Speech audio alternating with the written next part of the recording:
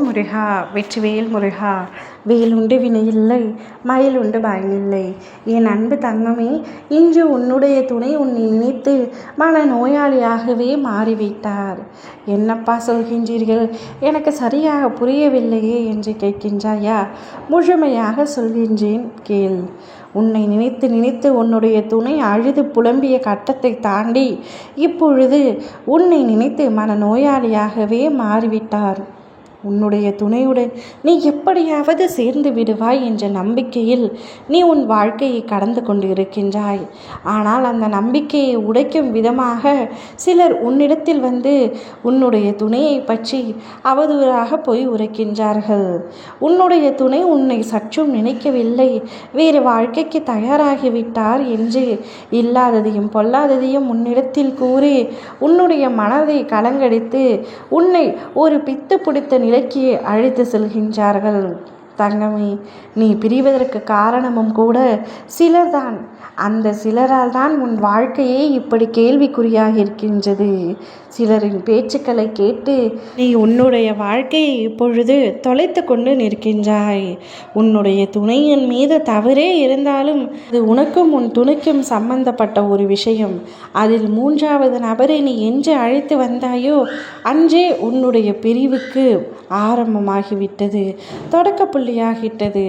அது இப்பொழுது எந்த நிலைக்கு கொண்டு வந்து நிற்கிறது என்று நீயே சற்று யோசித்து பார். உன் துணையுடன் சண்டையா பிரச்சனையா எதுவாக இருந்தாலும் நீ அவருடன் தனிப்பட்ட விதத்தில் பேசி முடித்துக்கொள். அல்லது சண்டையிட்டு 2 நாள் பேசாமல் கூட இரு, பிரிவு கூட வரட்டுமே. அதை விட்டு மூன்றாவது நபரை நீ உள்ளே இழுத்து வந்து அவர் நீங்கள் இருவரும் பிரிந்தாக வேண்டும் என்ற நோக்கில் உன்னை பற்றி அவரிடம் இல்லாததையும் அவரை பற்றி உன்னிடம் இல்லாததையும் கூறிக்கொண்டு இருக்கின்றார்.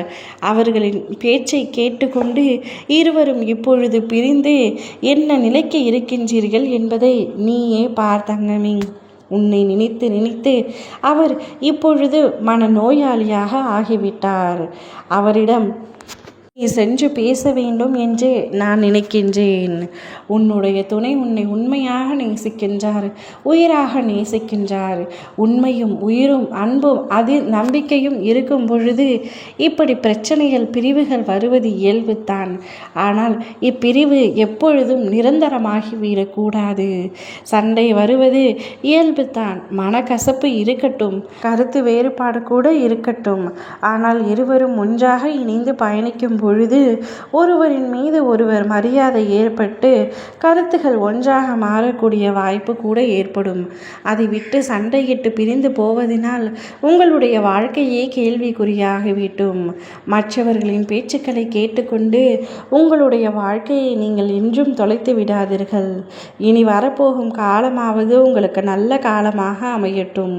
ஓம் முருகா வெற்றிவேல் முருகா.